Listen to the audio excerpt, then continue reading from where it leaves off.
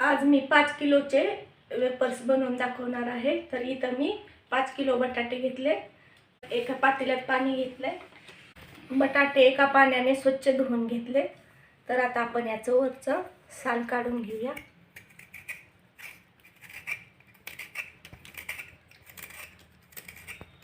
बटाटा हा सोलून झाला, आता आपण पाण्यात घालूया आणि राहिलेले बटाटे पण आपण आता सोलून घेऊया। इथं सगळे बटाटे आपले सोलून झालेत, म्हणजे साल्ट काढून झाले। तर आता आपण हे एका टपामध्ये ओतून घेऊया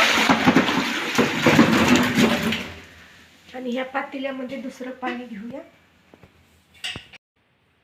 तर आता आपण बटाटे इथे खिसणी घेतली, आता आपण वेफर्स बनवून घेऊया।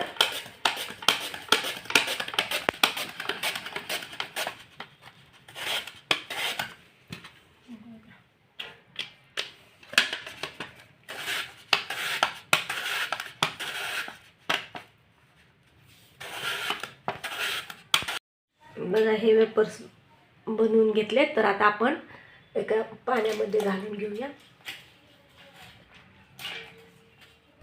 आणि राहिलेले पण वेफर्स बनवून घेऊया।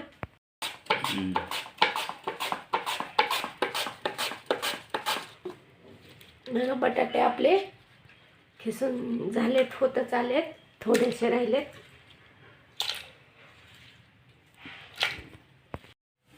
बघा वेफर्स आपले इथं बनवून तयार झाले। तर आता आपण ह्या दुसऱ्या पाण्यामध्ये घालून घेऊया।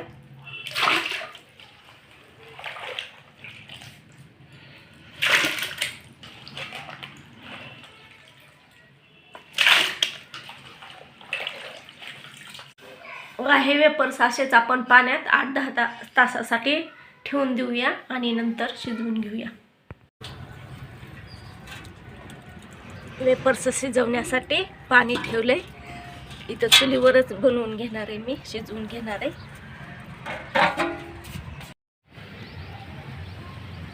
पाण्याला उकळी आली आहे, तर आपण मीठ घालून घेऊया, चवीप्रमाणे मीठ घाला।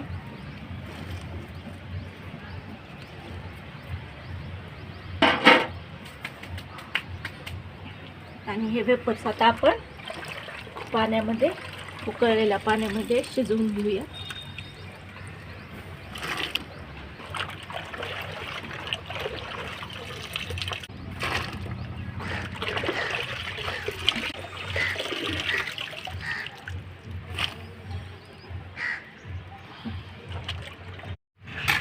आता वेफर्स आपण हलवून घेऊया।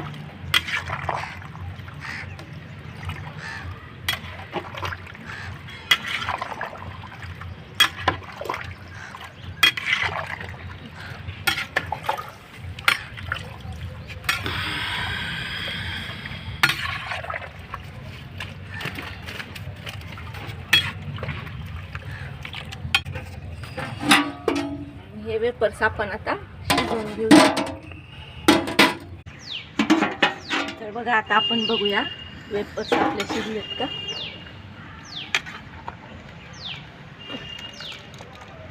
तर बघा शिजलेत, मऊ झालेत, म्हणजे शिजलेत। तर आता आपण हे एका चाळणीमध्ये काढून घेऊया।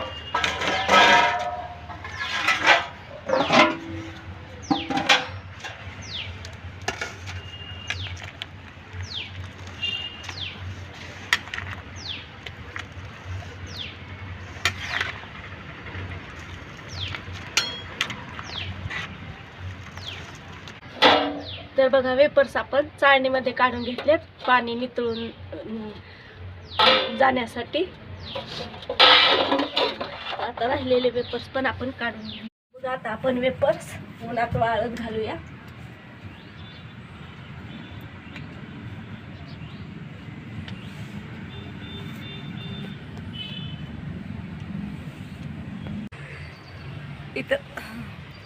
इथं सगळे आपले वेफर्स वाळत घालून झालेत।